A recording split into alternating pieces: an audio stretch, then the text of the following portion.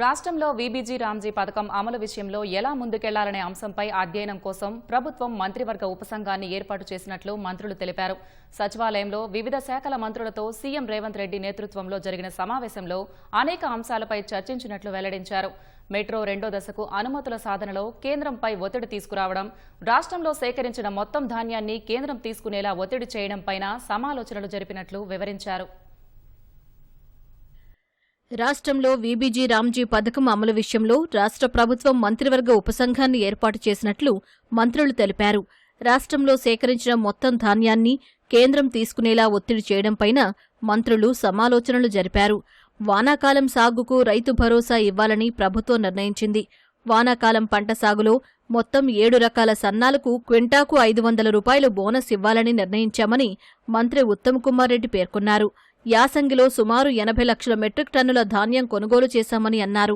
ఈ నెల 30న మధిరలో నిర్వహించే బహిరంగ సభలో రైతు భరోసా నిధులను రైతుల ఖాతాల్లో జమ చేయనున్నట్లు మంత్రి ఉత్తమ్ కుమార్ రెడ్డి స్పష్టం చేశారు. రైతు భరోసా నిధులని పంపిణీ చేయాలని ఈ రోజు సమావేశం నిర్ణయం తీసుకోవడం జరిగింది. అదే వేదికపై నుంచి రైతు భరోసా నిధులను రాష్ట్రంలోని రైతుల ఖాతాలో జమ చేయడం ప్రారంభమవుతుంది. రైతులు పండించే సన్నధాన్యానికి రాష్ట్ర ప్రభుత్వం చెల్లించే బోనస్ 7 రకాల సన్నాలకు ఇవ్వాలని ఈరోజు మంత్రుల సమావేశం నిర్ణయం తీసుకుంది. మార్కెట్లో ఆ వెరైటీలకు ఉన్న డిమాండ్, ప్రజల అవసరాల మేరకు ప్రభుత్వం ఈ నిర్ణయం తీసుకుంది. 7 రకాల సన్నాలకు మరి ఈ వానాకాలం పంటలో బోనస్ ఇవ్వడం జరుగుతుంది. యాసంగి పంటలో ఇంత ప్రొక్యూర్మెంట్ ఏ రాష్ట్రంలో కూడా ఎప్పుడు కూడా జరగని విషయం కూడా నేను మనవి చేస్తున్నాను. కేంద్రం నిర్ణయించిన విధి విధానాల ప్రకారం రాష్ట్రంలోనూ పంట ఉత్పత్తులను కొనుగోలు చేయటానికి రాష్ట్ర ప్రభుత్వం సిద్ధంగా ఉంది. భవిష్యత్తులో కూడా రైతులకు ఇబ్బంది లేకుండా పంట ఉత్పత్తుల కొనుగోలుకి కేంద్రం నిర్దేశించిన కోటాను అనుసరించాలని నిర్ణయం తీసుకున్నాం. రాష్ట్రంలో వీబీజీ రామ్జీ పథకం అమలు విషయంలో ఎలా ముందుకెళ్లాలనే అంశంపై అధ్యయనం కోసం మంత్రివర్గ ఉపసంఘాన్ని ఏర్పాటు చేసినట్లు పంచాయతీరాజ్ శాఖ మంత్రి సీతక్క తెలిపారు.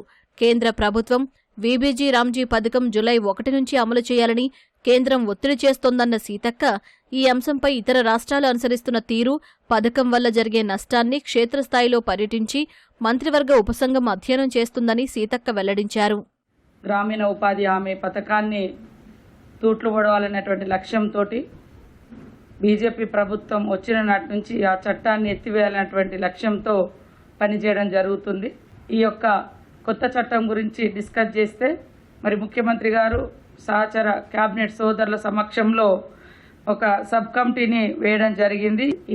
ఈ సబ్ కమిటీ ఆధ్వర్యంలో దేశంలో వివిధ రాష్ట్రాల్లో మరి ఆయా ప్రభుత్వాలు ఏ రకంగా ముందుకెళ్తున్నాయి, ఆ చట్టాన్ని ఆమోదించడం మూలంగా రాష్ట్రం మీద పడేటువంటి భారము, ఎందుకంటే కొత్త చట్టము కొత్త పథకం రావడంతో అన్ని పథకాలు కోతబడి మరి రాష్ట్ర బడ్జెట్ మీద తీవ్రమైనటువంటి ప్రభావం చూపబోతుంది. కాబట్టి దీన్ని నిరసిస్తూ ఒక లేఖ కూడా రాయాలనుకున్నాం కేంద్రం తీసుకొచ్చేటువంటి ఈ యొక్క జీరామ్జీ పథకం గురించి.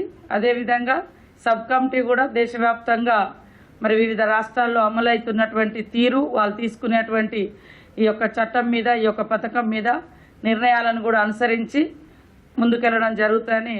రాష్ట్రంలో ఎల్నినో ప్రభావం ఎక్కువగా ఉండొచ్చని వాతావరణ శాఖ హెచ్చరిస్తోందన్న మంత్రి తుమ్మల వ్యవసాయ అధికారుల సూచనలతో విత్తనాలు వెయ్యాలని రైతులను కోరారు. ఎరువుల పంపిణీ, ధాన్యం సేకరణపై కేంద్రంపై ఒత్తిడి తెస్తామన్న తుమ్మల కేంద్రం ఎంఎస్పీ ప్రకటించి చేతులు దులుపుకుని రాష్ట్రంపై భారం వేస్తోందన్నారు. రామగుండం ఎరువులు ఇతర రాష్ట్రాలకు పంపించి రాష్ట్రాన్ని ఇబ్బంది పెట్టడం సరికాదన్నారు. రాష్ట్రంలో పండే మొత్తం ధాన్యాన్ని కేంద్ర ప్రభుత్వం కొనుగోలు చేయాలని డిమాండ్ చేశారు. రాష్ట్రానికి సరిపడా ఎరువుల కోటాను విడుదల చేయాలని మంత్రి తుమ్మల డిమాండ్ చేశారు. అవసరమైతే ఢిల్లీ వెళ్లి కేంద్ర మంత్రులను కలవాలని నిర్ణయం తీసుకున్నట్లు వెల్లడించారు. గతంలో మాదిరిగా స్టాటిక్ లేవు, కార్తెలోనే వర్షాలు కురవాలని. కాబట్టి దయచేసి రైతులు వర్షపాతాన్ని దృష్టిలో పెట్టుకొని విత్తనాలు మీరు వాడాలని చెప్పి విజ్ఞప్తి చేస్తున్నాం. అదేవిధంగా ఎరువులకు సంబంధించి కూడా కేంద్ర ప్రభుత్వం గత 2 సంవత్సరాలుగా మనం అడిగినంత ఇవ్వకపోయినా వాళ్ళు అలాట్ చేసినంత భాగం కూడా ఇవ్వట్లేదు. ప్రతి నెల 2 లక్షలు ఇస్తామని చెప్పి సాక్షాత్తు నడ్డా గారే ప్రకటించారు. కానీ ఏప్రిల్లో కానీ, మేలో కానీ, జూన్లో కానీ ఎప్పుడూ 1,00,000 కంటే ఎక్కువ పంపించలేకపోయారు. మనకి ఈ రోజుకి 6 లక్షలు ఉండాల్సినటువంటి మెట్రిక్ టన్నుల యూరియా కానీ, అదేవిధంగా డిఏపి కానీ మనకి సక్రమంగా సరైన సమయంలో సరైన వాళ్ళు అలాట్ చేసినటువంటి మందం కూడా పంపించలేకపోతున్నారు. రాష్ట్ర ప్రభుత్వాలు కేవలం ఫెసిలిటేట్ చేసి ప్రొక్యూర్ చేసి వాళ్ళకి అప్పచెప్పేటటువంటి బాధ్యత మాది. పూర్తి పంటల్ని రైతులు పండించినటువంటి పంటలను కొనుగోలు చేసే బాధ్యత ఎంఎస్పీ ప్రకటించినటువంటి రేటుకి కేంద్ర ప్రభుత్వానికి.